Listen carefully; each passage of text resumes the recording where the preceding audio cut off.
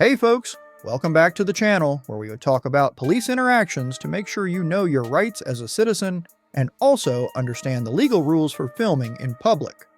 We're highlighting some very important cases today. You'll find links to each creator's channel in the video description.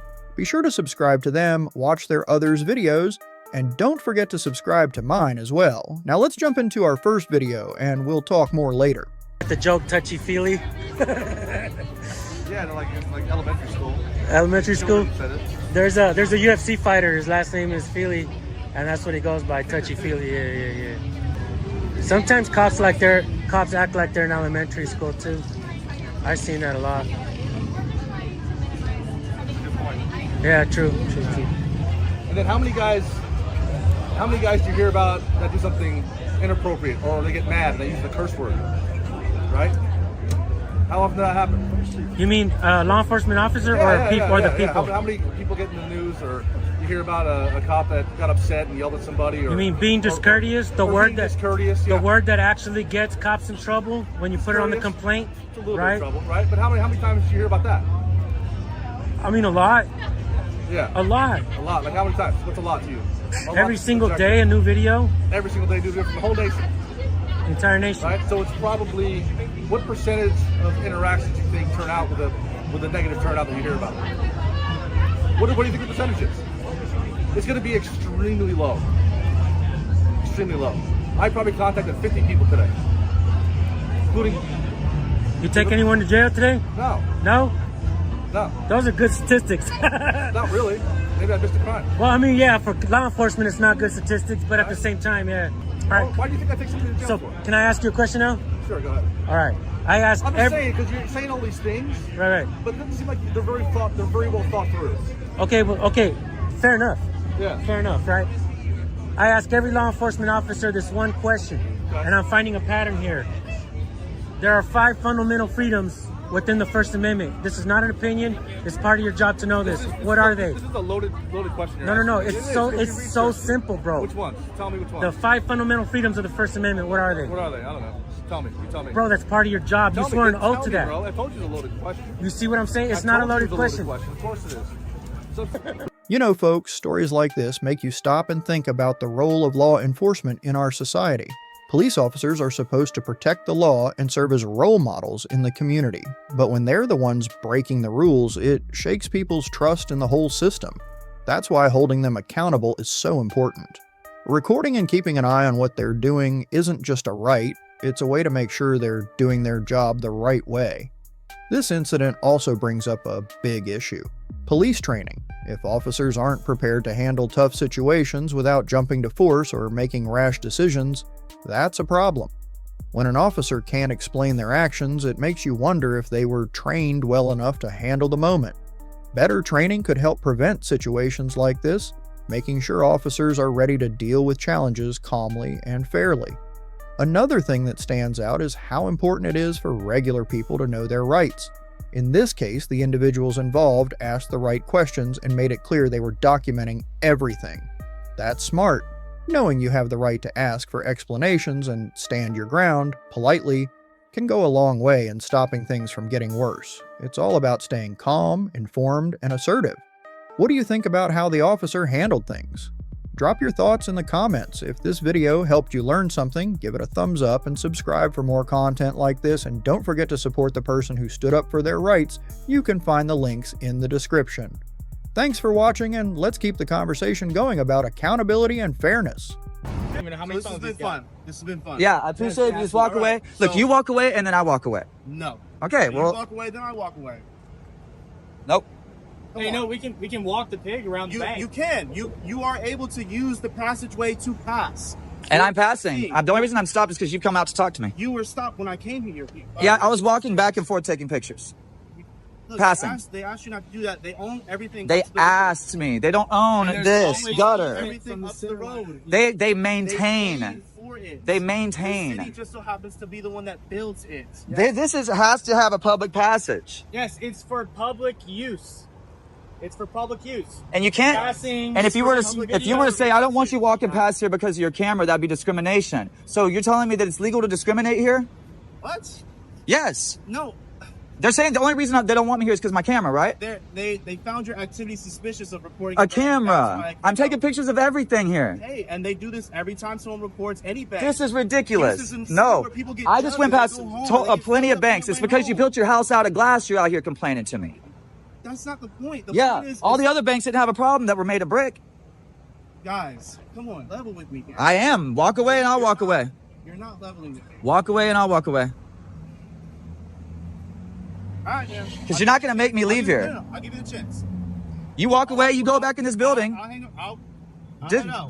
disengage We're me. cool. Disengage me. I'm trying to. I'm Okay, making have a good sure- day. I'm making sure Thank that you. that we're All on right, the same level. sweet. I just don't want no more. I don't want to have no more conversation. At this point, I'm going to go ahead and invoke my Fifth Amendment right to stay silent. And I would appreciate if you just disengage from me. All right, guys. Please be safe, right? Be careful. There is a homeless encampment that way. If you go that way, sometimes they do rob people or whatnot. That way is down for the courthouse, 1411th Street. Okay. Heading further south is a little bit safer area. Okay. So we're trying to be more. And then the more public monuments. Why is he still talking? Discovery Green is headed that way if you're looking for like public monuments and stuff. So I've never understood this. Stay hydrated. I'm raised shown to be to the umbrella right now. Now he's talking to himself as he walks away, guys. This is just pure idiocracy. The first officer in the situation seems a bit unprepared for dealing with people who are filming. Even though he means well, he doesn't handle individuals exercising their filming rights very well. His attempt to be in charge and give orders to the auditor shows he might not fully understand the rules about filming in public. On the other hand, the second officer does a better job of understanding the situation. He recognizes the auditor's rights under the Constitution and assures him that filming is okay. This officer's professionalism and respect for the auditor's rights show the kind of behavior law enforcement should aim for. This encounter shows the need for better education and training for police about citizens' rights to film in public places. Officers should know the rules and understand how important it is to respect people's rights while they do their job. Filming in public is a basic right protected by the First Amendment of the United States Constitution. It lets people express themselves, gather information, and record things that are important for the public. When citizens use cameras, they can make sure authorities are doing the right thing and following the principles of justice and fairness. Recording things is a strong way to stop possible abuses of power.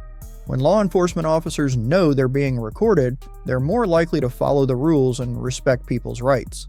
This openness makes sure everyone is treated fairly and holds those in charge accountable for upholding the law. By promoting a culture of open communication and understanding, law enforcement agencies can make their interactions with citizens better. This includes teaching officers to have meaningful conversations, respect people's rights, and handle tense situations in a calm way. Auditors, the people filming, have an important role in showing different aspects of society. By responsibly using their right to film, they help make things clear and hold people accountable. It's crucial for them to know their rights and duties and stay cooperative when talking with law enforcement officers. To sum up, situations between auditors and law enforcement officers are always changing.